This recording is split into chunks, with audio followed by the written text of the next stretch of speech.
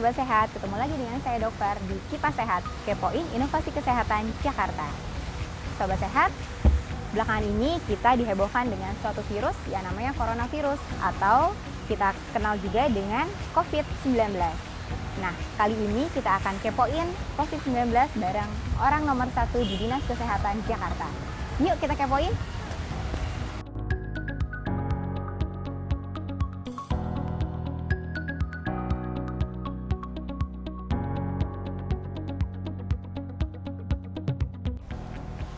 Sobat Sehat Jakarta, saat ini saya sedang bersama Dr. Widya Stuti, Kepala Dinas Kesehatan Provinsi DKI Jakarta. Nah, kali ini kita akan menanyakan mengenai coronavirus. Ya, selamat sore dok. Selamat sore Mbak Farida. Iya. Dok, kami dari tim Kipas Sehat Jakarta, kami ingin menanyakan masalah coronavirus nih dok. Ya, mungkin Dr. Widya bisa menjelaskan apa sih sebenarnya coronavirus itu? Ya, ini adalah suatu infeksi baru yang sedang berkembang secara global dan sekarang sudah sesuai dengan yang dideklar oleh Bapak Presiden sudah masuk ke Indonesia mulai hari Senin yang lalu. Tentunya kewaspadaan kita bukan sejak Kemen tapi sejak awal pada saat WHO maupun Kementerian Kesehatan menyampaikan bahwa ada infeksi atau new emerging disease yang perlu diwaspadai. Itu kita sudah siapkan beberapa regulasi terkait kewaspadaan tadi. Jadi sebenarnya tidak ada COVID-19 namanya sekarang itu ya, sistemnya sudah berjalan.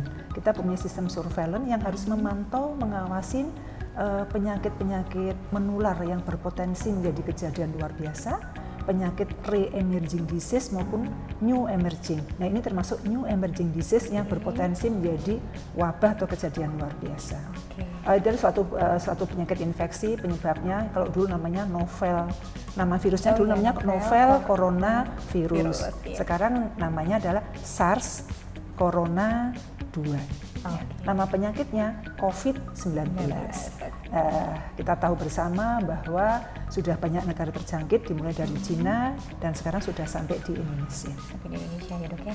Oke, selanjutnya apa sih dok yang sudah dilakukan oleh Pemprov DKI dalam mengatasi masalah COVID-19 ini ya? Ya, tadi sudah saya sampaikan kita mulai dari pembuat kebijakan, bermula dari edaran kepala dinas kepada seluruh jajaran termasuk rumah sakit swasta.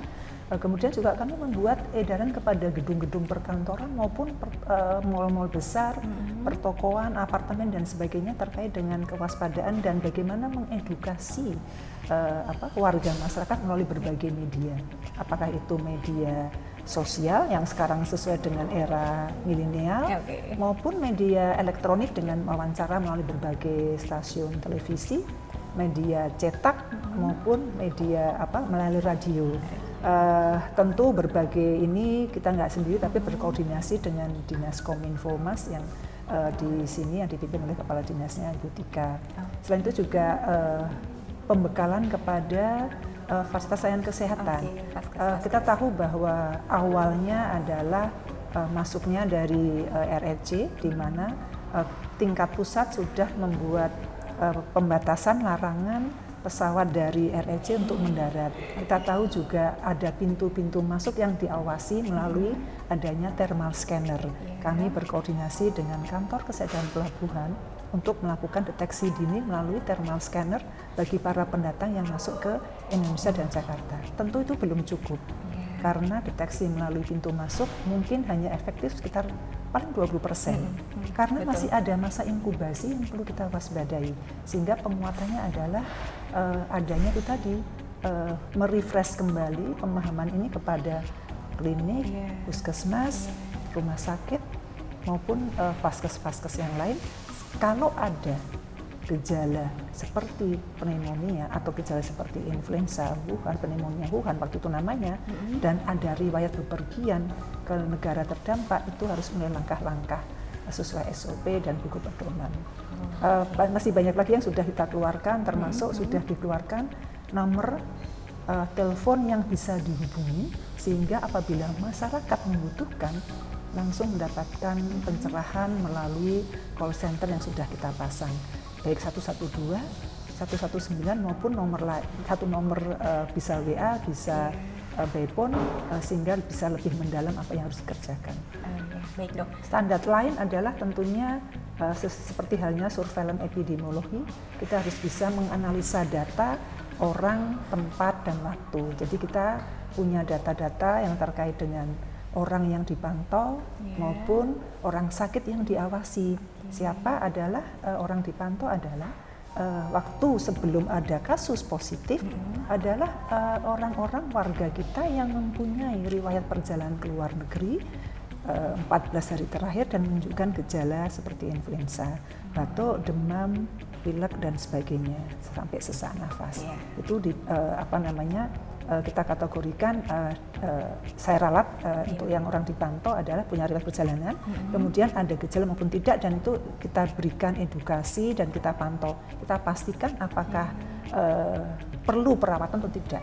Sedangkan orang atau pasien dalam pengawasan punya riwayat bepergian ke luar negeri, kemudian menunjukkan gejala ke arah pneumonia. Nah, itu harus dirawat di rumah sakit rujukan.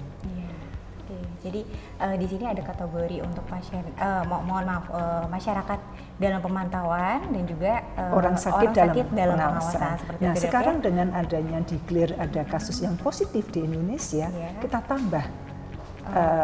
Yang ditanyakan bukan hanya apakah ada riwayat perjalanan ke luar negeri, tapi juga apakah kontak dengan kasus terkonfirmasi positif. Ini juga tentunya harus dilakukan pemantauan atau pengawasan.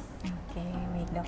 Nah, mungkin yang terakhir nih dok, kira-kira apa sih yang Sobat Sehat harus lakukan untuk mencegah terjangkit virus COVID-19 ini? Ya, ada beberapa langkah sederhana untuk kita bisa mencegah. Tentunya juga tergantung juga daya tahan tubuh kita ya sebagai hostnya suatu virus tadi. Pertama adalah kita terapkan jangan lupa etika batuk. Jadi kalau kita atau warga mengalami batuk atau bersin, itu sebaiknya memakai tisu atau masker atau ditutup dengan lengan bagian dalam. Tentunya setelah memakai tisu atau masker tadi dikelola, dibuang di tempat sampah yang tertutup. Gitu ya. Kemudian yang berikutnya adalah cuci tangan, ya, mengingatkan kembali cuci tangan pakai sabun dan air mengalir. Cuci tangan ini harus 6 langkah ini yang harus diajarkan, dan saya senang sekali karena sudah banyak video-video yang di-create oleh teman-teman puskesmas, rumah sakit, Sudin, bagaimana langkah-langkah cuci tangan yang efektif sehingga warga itu semakin ngerti bahwa tidak hanya area telapak tangan bagian dalam, jangan lupa punggung tangan, sela jari, ibu jari dan sebagainya. Saya berharap video tadi bisa sangat membantu. Kemudian yang berikutnya adalah pada saat cuci tangan mungkin tidak bisa, ada semacam cairan yang mengandung alkohol 60-70% yang bisa juga membantu.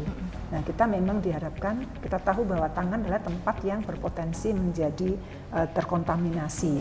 Karena kadang-kadang kita sering melihat, bahkan mungkin kita sendiri tanpa sengaja spontan kalau bersin menutupnya pakai tangan, setelah itu berjabat tangan, memegang handle dan sebagainya. Jadi kita berharap bahwa dengan sering mencuci tangan dan perilaku sehat maupun hidup bersih yang lain tentunya akan menambahkan kita untuk menjaga lebih sehat. Nah, ada himbauan yang sudah kita keluarkan bahwa untuk area-area perkantoran, area-area yang menerima tamu kunjungan, kita minta untuk memasang thermal gun supaya bisa mendeteksi apakah tamunya atau pengunjung itu mengalami demam atau tidak. Kalau mengalami demam akan dilakukan anamnesa, apakah ada riwayat perjalanan yang ke negara terjangkit atau kontak dengan kasus terkonfirmasi. Ya, yang berikutnya adalah hidup sehat, kelola stres, dan jangan lupa makan gizi yang seimbang. Oke, baik. Terima kasih Dr. Widi atas waktunya, atas penjelasannya mengenai COVID-19 ini. Nah, demikian Sobat Sehat Jakarta, penjelasan dari Kepala Dinas Kesehatan Jakarta mengenai coronavirus. Dan jangan lupa tetap tenang dan waspada. Sobat Sehat, jangan lupa tonton Kipas Sehat selanjutnya. Sampai jumpa.